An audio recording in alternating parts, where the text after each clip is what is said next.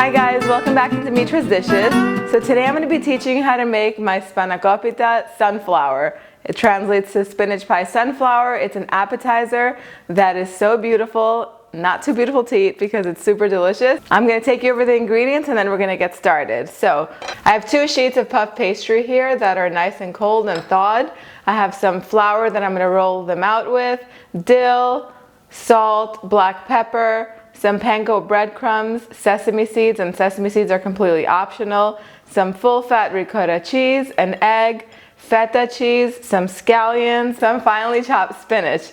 So I also have some egg wash in here that we're going to brush on top to make it nice and golden later on. Basically, that's just an egg yolk with about 2 to 3 tablespoons of water. That's all it is. I like to use baby spinach here in Houston. It's very easy to find. It's already washed and dried and ready to go, and it's very delicate. I just chopped it up fairly small using my scissor. Now, what we're going to do, we're going to chop up our scallions as well. And since my scissor is dirty, no need to take out a knife.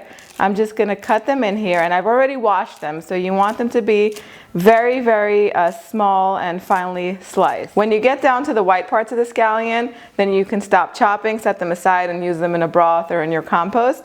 Then we're going to add the ricotta cheese, the feta, and then the salt, dill, and black pepper. And then the best way to mix this up is with your clean hands. So you just want to mix it until all of the cheese and the spinach, actually you're going to mix it until all the spinach is coated with this cheesy mixture. Then you're going to give it a taste before you add the egg to the filling. And if it needs more seasoning, if it needs more salt or pepper, you can go ahead and add it. And last but not least, we're just going to mix in the egg when we're ready really, really well. And that's it. And our spinach filling will be completely ready. And just like that, our filling is ready. We're going to set this aside. And now it's time to roll out the puff pastry. We're just going to lightly flour the counter where we're going to roll out our puff pastry. And we're just going to roll it out big enough so that way this is going to be cut into a circle. So I'm using this dinner plate as a guide. And this is about 11 inches. So I'm going to keep rolling it out until it's big enough to cut it into an 11-inch circle.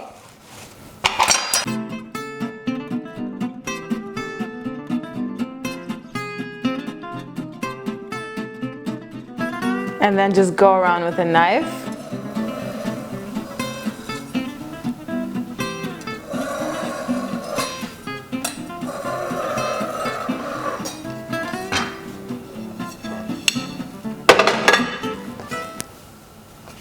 I'm just going to save the excess for another recipe. And I'm going to do the same thing with the other piece, putting the first piece onto my baking tray.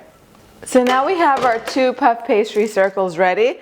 Now I'm going to take some of these panko breadcrumbs and just put a layer of them on the bottom. And what this is going to do is it's going to absorb any of the excess liquid that the spinach is going to release during baking. Now we're going to take some of our filling.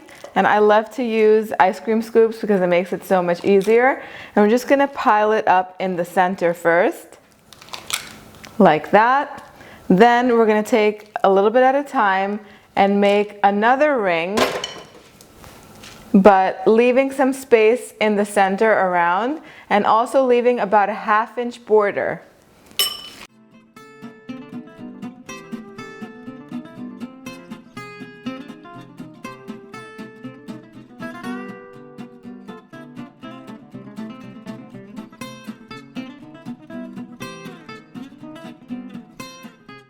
Now you want to take the other circle of puff pastry and put it on top.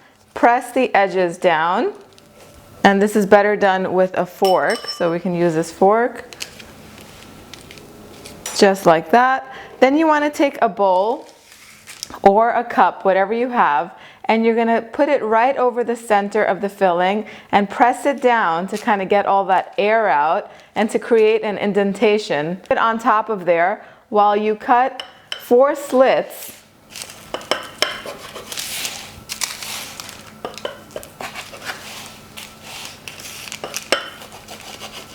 And then in each quadrant you want to cut either 3 or 4 more slits.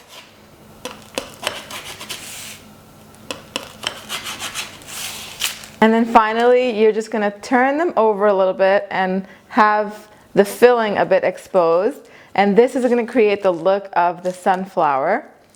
You'll see what I'm talking about as soon as we're done doing this. Just basically lifting them up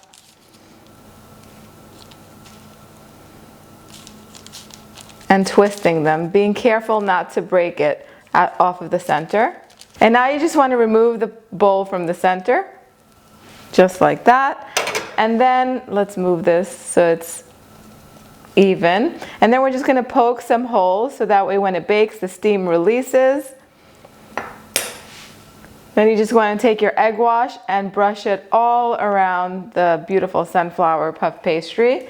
This is going to create a beautiful golden look.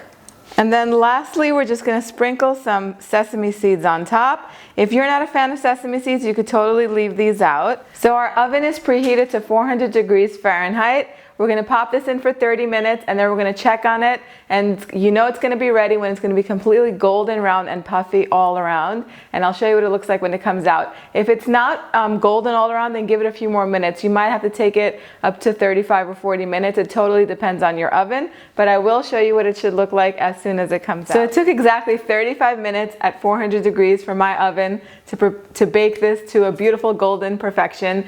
Now the filling of this is actually my Spanakopita filling, and I haven't seen anybody make it without cooking the spinach first, and I got so many comments on how delicious it is and how easy the Spanakopita filling is to make as compared to going through that extra step of cooking it. It works every time. It works in this recipe as well, and this is so delicious. It is the perfect party appetizer. Such little effort, and then you get this. Doesn't it look like such a beautiful sunflower? Now you want it to cool at least 5 minutes before serving it, just so that way the filling can kind of settle. Spinach gets so hot, and you definitely don't want anybody to get burned.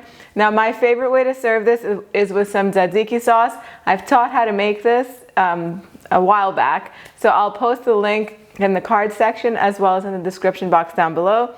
It's basically a Greek version of a yogurt and cucumber dip. It's refreshing and delicious. Now you could serve this as is or with the tzatziki sauce, and in my world everything is better with some tzatziki in it. I'm gonna bite into this. You guys go on the website www.dimitrasdishes.com. Get this recipe. It'll also be posted in the description box along with the link. So get it, make it, share pictures with me, let me know what you think, and I will see you guys next time. Bye everyone.